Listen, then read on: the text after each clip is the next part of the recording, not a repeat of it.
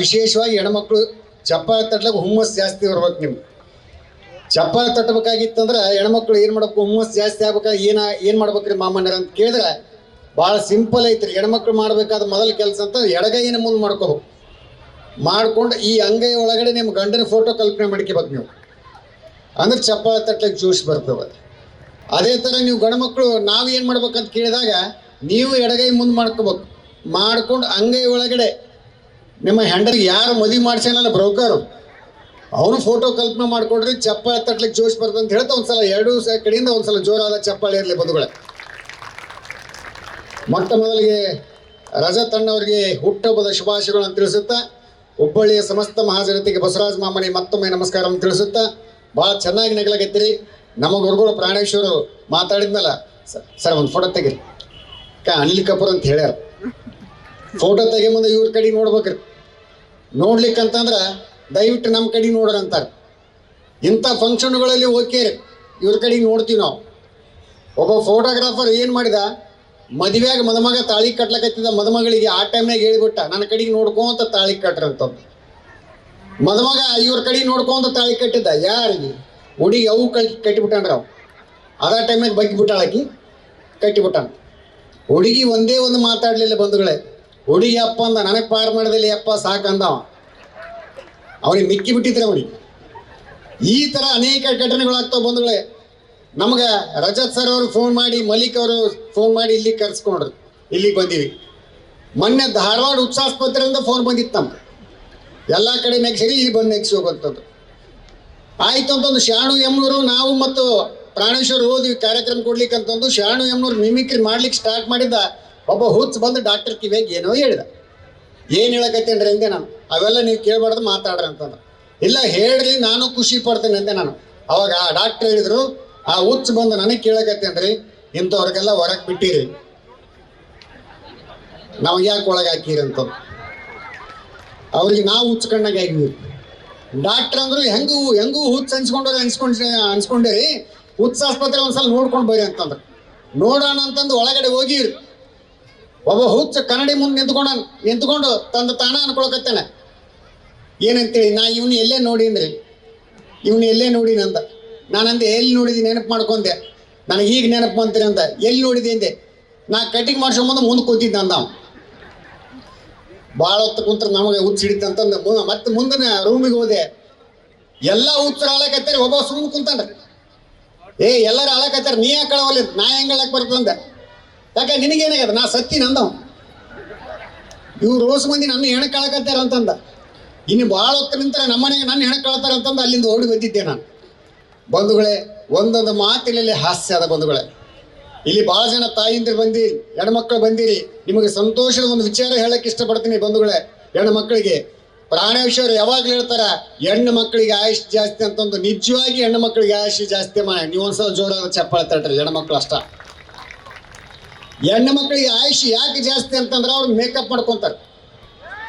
ಬೆಳಗ್ಗಿಂದ ರಾತ್ರಿ ತನಕ ಇಂಥ ಫಂಕ್ಷನ್ಗಳಿಗೆ ಅಟೆಂಡ್ ಆಗ್ತಾರೆ. ರಾತ್ರಿ ಮನೆಗೆ ಹೋಗಿ ಮುಖ ತೊಳ್ಕೊಂಡು ಮುಖ ಮುಡ್ತಾರೆ. ಯಮದೂತ ತೊಗೊಂಡು ಹೋಗ್ಬೇಕಂತೇಳಿ ಬರ್ತಾನ್ರಿ. ನೋಡ್ತಾನೆ ಕೆಳಗ, ಅವನಿಗೆ ಕನ್ಫ್ಯೂಸ್ ಆಗಿಬಿಡ್ತದೆ. ಈಕೆ ಅಲ್ಲೇ ಬೇರೆ ಆಕೆ ತೊಗೊಂಡು ವಾಪಸ್ ಹೋಗ್ಬಿಡ್ತಾನ. ನಿಜವಾಗಿ ನ್ಯಾಚುರಲ್ ಬ್ಯೂಟಿಗಳು ಅಂದ್ರೆ ಗಂಡಸರು ಬಂಧುಗಳು. ಇಲ್ಲಿ ಎಲ್ಲ ಗಂಡಸರು ಬಂದಾರ. ನಿಜವಾಗಿ ನ್ಯಾಚುರಲ್ ಬ್ಯೂಟಿಗಳು. ನಾ ಹೆಣ್ಮಕ್ಳಿಗೆ ಚಾಲೆಂಜ್ ಮಾಡ್ತೀನಿ. ನಾವು ಗಂಡಸರು ಕಟಿಂಗ್ ಮಾಡಿಸ್ಕೊಂಬಂದು ಮುಖ ತೊಗೊಂಡು ಜಳಕ ಮಾಡ್ಕೊಂಡು ಸ್ನಾನ ಮಾಡಿ ಮನೆಗೆ ಇರ್ತೀವಿ ನಾವು. ಇವ್ರು ಬ್ಯೂಟಿ ಪಾರ್ಲರ್ಗೆ ಮುಖ ತೊಗೊಂಬರ್ಲಿ ಸಾಕ್ಷಿ ಸಾಧ್ಯನಿಲ್ಲ ಬಂಧುಗಳೇ. ಗಂಡಸರು ಗಡ್ಡ ಮೀಸೆ ತೆಗೆದ್ರೆ 10 ವರ್ಷ ಹಿಂದಕ್ಕೆ ಹೋಗ್ತೀವಿ ನಾವು. ಹೆಣ್ಮಕ್ಳು ಮೇಕಪ್ ತೆಗೆದ್ರೆ 10 ವರ್ಷ ಮುಂದಕ್ಕೆ ಹೋಗ್ತಾರಂತ. ಒಬ್ಬ ಹೆಣ್ಮಗಳು ಗಂಡ ಕರ್ಕೊಂಡು ಹೋಗಲ್ಲ ಬ್ಯೂಟಿ ಪಾರ್ಲರ್ಗೆ, ಬಾ ಹೋಗೋಣ ಅಂತಂದ. ಒಲ್ಲೆಂದಂತಾವ ಹೊರಗೆ ನಿಂತಾನ. ಒಳಗೆ ಬಾ ಕೂಡುವ ವೇಟಿಂಗ್ ರೂಮ್ನಾಗ ಅಂತ ಕೂಡ್ಸಾಳ. ನಾ ಮೇಕಪ್ ಮಾಡಿಸ್ಕೊಂಡ್ ಬರ್ತೀನಿ, ಇಲ್ಲೇ ಕೂಡು ಅಂತಂದಾಳ. ಮಾಡಿಸ್ಕೊಂಡು ಬಂದಾಳ. ಮಾಡಿಸ್ಕೊಂಡು ಬಂದು ಗಂಡಗಂದಂತ, ಸರಿ ಬರ್ತೀರಾ ಅಂತ ಕೇಳಿದ್ಲಂತ.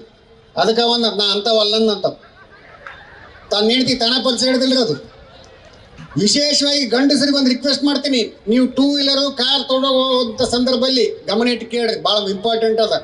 ಅಚಾನಕ್ ಆಗಿ ಸಣ್ಣ ಹುಡುಗ ಓಡ್ಕೊಂಡು ಬಂತ ತಿಳ್ಕೊಡ್ರಿ, ಗಾಡಿ ಬ್ರೇಕ್ ಮಾಡ್ರಿ, ಸ್ಲೋ ಮಾಡ್ಕೊಂಡು ಅವನಿಗೆ ಹಿಂದಲಿಂದ ಹೋಗುವಂಥ ಪ್ರಯತ್ನ ಮಾಡ್ರಿ. ಯಾಕೆ ಹುಡುಗನ ಫೋಕಸ್ ಮುಂದ್ಗಡೆ ಓಡುವಂಥ ಪ್ರಯತ್ನ ಇರ್ತದೆ ಬಂಧುಗಳೇ. ಅಚಾನಕ್ ಆಗಿ ವಯಸ್ಸಾದವ್ರು ಬಂದ್ರೆ ಅಂತ ತಿಳ್ಕೊಡ್ರಿ, ಅಡ್ಡ ಗಾಡಿಗೆ ಸಡನ್ ಆಗಿ ಗಾಡಿ ಸ್ಲೋ ಮಾಡಿ ಬ್ರೇಕ್ ಮಾಡ್ಕೊಂಡು ಅವ್ರು ಮುಂದಲಿಂದ ಹೋಗುವಂತ ಪ್ರಯತ್ನ ಮಾಡ್ರಿ. ಯಾಕೆ ವಯಸ್ಸಾದವ್ರಿಗೆ ಹಂಚಿಕೊಂಡು ವಾಪಸ್ ಹೋಗುವಂತ ಸಂದರ್ಭ ಜಾಸ್ತಿ ಬಂಧುಗಳೇ. ಅಚಾನಕ್ ಆಗಿ ಯುವಕರು ಬಂದ್ರೆ ಅಂತ ತಿಳ್ಕೊಡ್ರಿ, ಯೂತ್ಸ್ ನೀವು ಬ್ರೇಕ್ ಮಾಡೋದು ಬೇಕಾಗಿಲ್ಲ, ಗಾಡಿ ಸ್ಲೋ ಮಾಡ್ರಿ, ಅವು ಹೆಂಗಾರ ಹೊಡಿ ಬಿಡ್ತಾವ್. ಈ ಹೆಣ್ಮಕ್ಳು ಬಂದ್ರೆ ಅಂತ ತಿಳ್ಕೊಡ್ರಿ, ಬ್ರೇಕ್ ಕೊಡೋದು ಸ್ಟಾಪ್ ಮಾಡೇ ಬಿಡ್ರಿ ನಾವು. ಯಾಕಂದ್ರೆ ಹೆಣ್ಮಕ್ಳು ಕನ್ಫ್ಯೂಸ್ ಮಾಡೋದ್ರಾಗ ಎತ್ತಿದ್ ಕೈರು ಸ್ವಲ್ಪ ಹೊತ್ತು ಆ ಕಡೆ ಹೊಡಿ ಬಿಡ್ತಾರೆ, ಸ್ವಲ್ಪ ಹೊತ್ತು ವಾಪಸ್ ಹೊಡಿ ಬಂದ್ಬಿಡ್ತಾರೆ. ಕೊನೆಗೆ ನಟ್ಟ ನಡವ್ರ ನಿಂತ್ಕೊಂಡು ಏನಂತಾರೆ, ಸತ್ಯವ ಅಂತ ಅಂದ್ಬಿಡ್ತಾರೆ.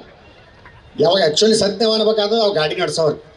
ಇನ್ನೊಂದು ಮೊನ್ನೆ ಆಗಿದ್ರೆ ಕಲಗಟ್ಟಿಗೆ ಹತ್ರ ಘಟನೆ ಆಗಿದ್ದು ಏನಪ್ಪ ಅಂತಂದ್ರೆ, ಒಂದು ಸ್ಕೂಟಿ ತೊಗೊಂಡು ಒಬ್ಬನಿಗೆ ಗುದ್ದಾಡ್ಯಾರ. ಒಂದು ಹುಡುಗಿ ಸ್ಕೂಟಿ ತೊಗೊಂಡ್ಬಂದು ಗುದ್ದಾಳ. ಅವ ಪೊಲೀಸ್ ಸ್ಟೇಷನ್ ಕರ್ಕೊಂಡು ಹೋಗ್ರಿ, ಕಲಗಟ್ಟಿ ಪೊಲೀಸ್ ಸ್ಟೇಷನ್ಗೆ ನಡೀವಿ, ನಿಮ್ಮ ಮೇಲೆ ಕಂಪ್ಲೇಂಟ್ ಕೊಡ್ತೀನಿ ಅಂತ. ಪೊಲೀಸ್ ಕೇಳಿದೆ ಯಾಕೆ ಏನಾಗ್ಯದ, ಈಕಿ ಸ್ಕೂಟಿ ತೊಗೊಂಡ್ಬಂದು ಗುದ್ದಾಡ್ರಿ. ಪೊಲೀಸ್ ಅವನಿಗೆ ಒಂದು ಡೇಟ್ ಕಪಾಳ ಕೊಡದೆ, ಉತ್ಸೊಳ ಮಗನ. ಹೆಣ್ಮಕ್ಳು ಗಾಡಿ ತೊಗೊಂಡು ಬಂದ್ರಂದ್ರೆ ರೋಡ್ ಮೇಲೆ ಹೋಗ್ಬಾರ್ದ್ಲಿ, ಫುಟ್ಪಾತ್ ಮೇಲೆ ಹೋಗ್ಬೇಕಂದ್ರೆ ಅಂತ. ಅದಕ್ಕೆ ಅವನಂತ ಫುಟ್ಪಾತ್ನಾಗಲ್ರಿ, ಹೊಲ್ದಾಗ ಕೆಲಸ ಮಾಡಕತ್ತಿದ್ದೆ ಬಂದು ಗುದ್ದಾಳಂತಾವ್. ಅದಕ್ಕೆ ಹೆಣ್ಮಕ್ಳು ಗಾಡಿ ತೊಗೊಂಡು ಬಂದ್ರಂತ ಭಾಳ ಎಚ್ಚರದಿಂದ ಇರ್ಬೇಕು.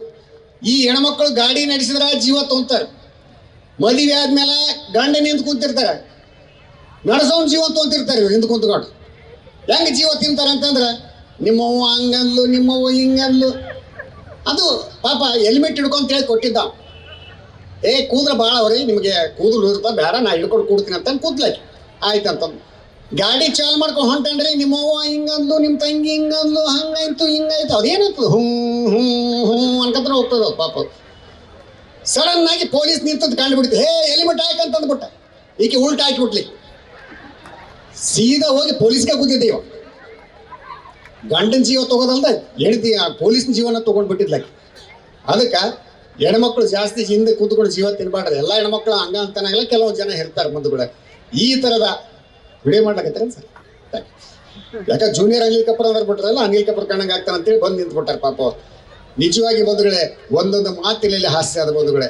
ನಿಜವಾಗಿ ರಜತವ್ರಿಗೆ ಒಂದ್ಸಲ ಜೋರಾದ ಚಪ್ಪಾಳೆ ತಟ್ರೆ. ಯಾಕಂತಂದ್ರೆ ರಾಷ್ಟ್ರ ಧ್ವಜ ತಯಾರು ಮಾಡುವಂಥವ್ರಿಗೆ ಸನ್ಮಾನ ಮಾಡಿದ್ದಾರೆ ಬಂಧುಗಳೇ. ಇದು ಬಹಳ ಮುಖ್ಯ ಆಗ್ತದೆ ಮನುಷ್ಯನಿಗೆ. ನ್ಯೂಸ್ ಫಸ್ಟ್ ನಿರ್ಭೀತಿಯಿಂದ ನಿಮ್ಮ ಪರವಾಗಿ.